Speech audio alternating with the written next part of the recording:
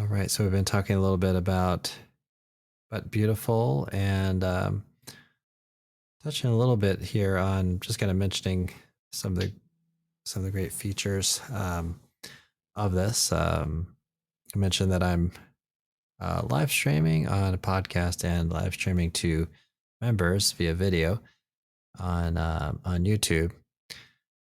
So I just played through it a little bit. Maybe I'll play again in a minute. And so just kind of thinking a little bit about the melody. So there's certain moments, there's a certain statement says, love is funny, right? So at that funny moment,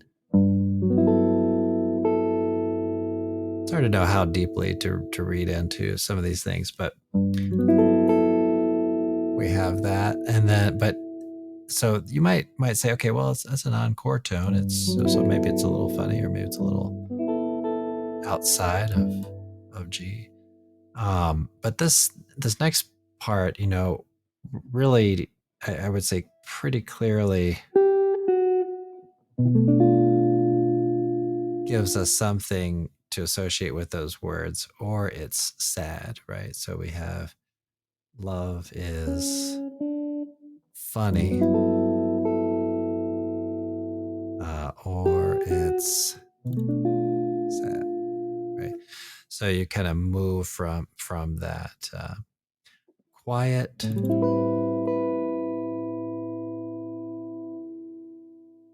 or it's mad.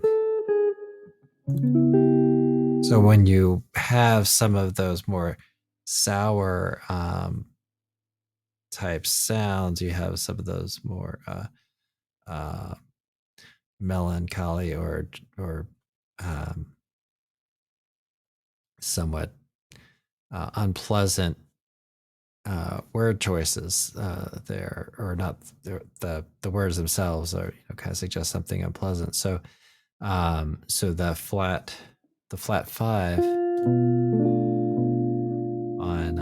on a given chord, and that's the minor seven flat five there.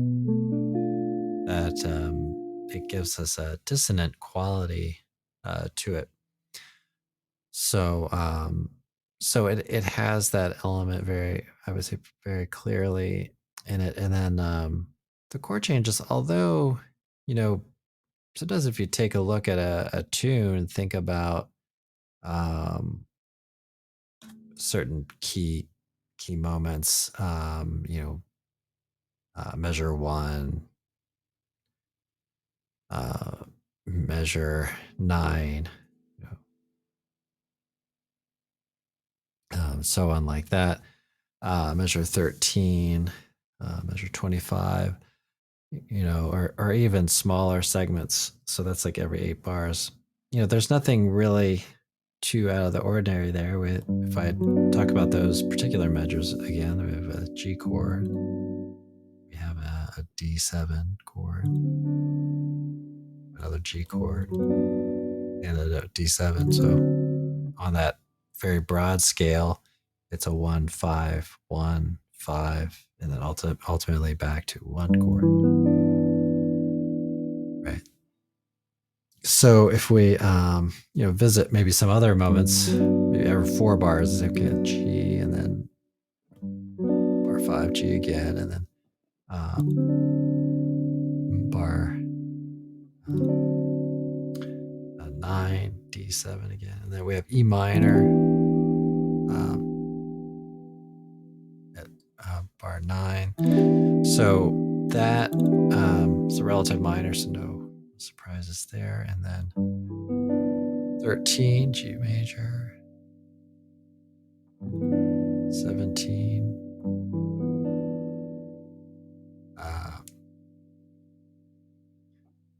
okay.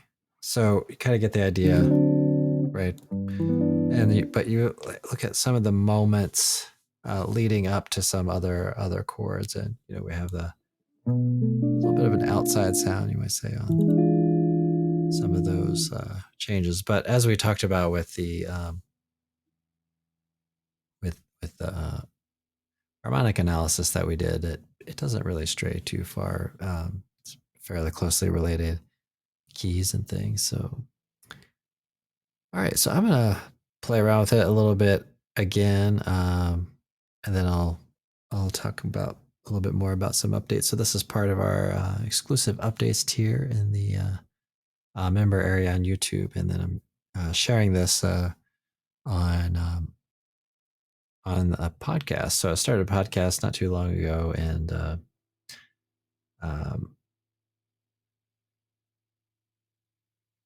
been kind of featuring some of these videos as sort of a special podcast edition. All right, so I'm going to explore some chords, voicings, and just kind of improvise or noodle through this tune a bit.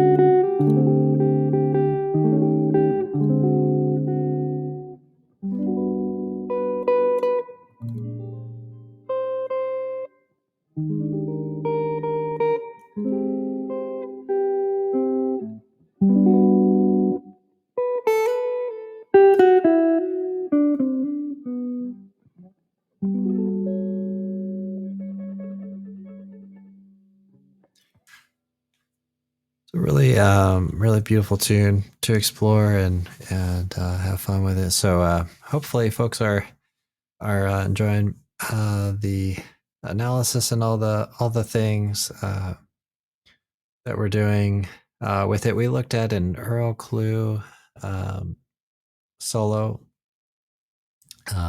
guitar solo, or solo guitar, I should say, transcription. So it just touched a little bit on that one. We may look at that more. We'll see how things progress, and learned a little bit today on how to decide what note of a given melody and how it associates with the chord and all that. So um, thanks, folks, listening to the podcast. It's probably going to be a pretty short one. I see folks joining in, so thanks for listening. And again, just a reminder that we are also live streaming on the member area on YouTube.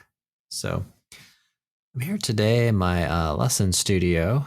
I have some plans here for this space. I'd like to get some guitar holder type things for the wall, and just kind of um, uh, get some guitars hung up behind me, and then I like to get some maybe a little bit of accent lighting and things.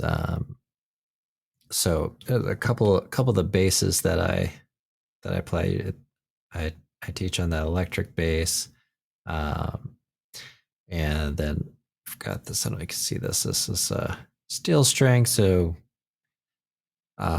teaching on that as well, and that's really great for teaching online as well. I've done some recording with that one, and then recently I got this one fixed up, fix it up a little bit on my own. So it's still looking a little rugged. It had a crack in it, but I shared that also with the members. Checked that out. Shared a little behind the scenes pictures of that process.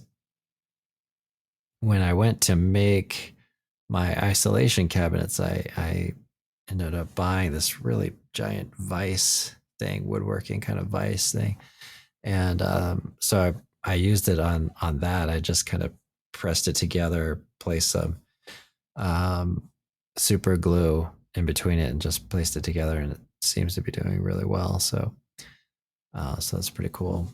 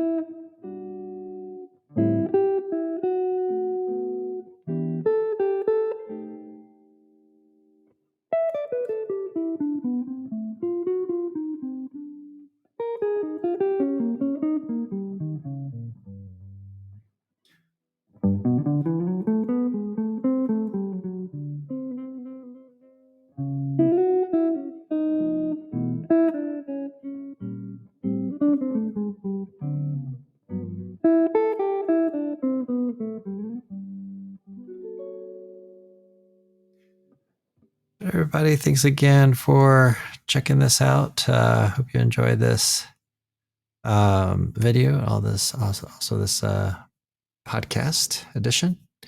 So I'll be back with more videos tomorrow and the next day and so on. We will have a workshop for the improvisation topics